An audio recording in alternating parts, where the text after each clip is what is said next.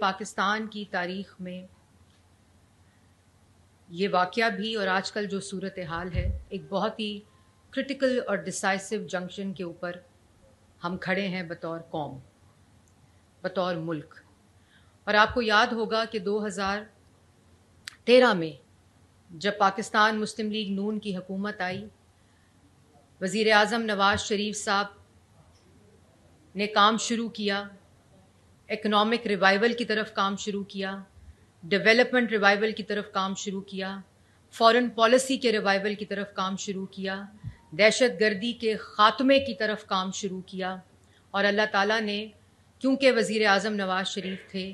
تو انہوں نے پورے پاکستان کو، پوری قوم کو، سیاسی جماعتوں کو، عسکری قیادت کو، سول سوسائٹی کو، تمام سیاسی جماعتوں کو ایک پلیٹ فارم پہ اکٹھا کر کے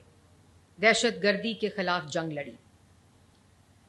اور آپ کو یاد ہوگا کہ اس وقت بھی جو اے پی ایس کا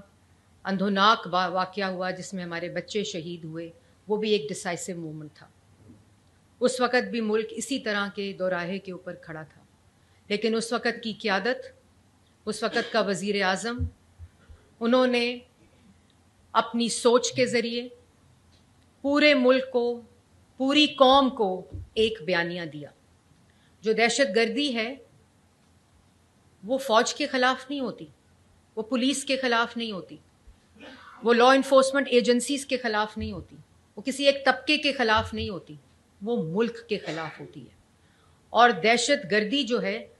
وہ سیاسی جماعت دوسری سیاسی جماعت کے خلاف نہیں کرتی، وہ ملک کی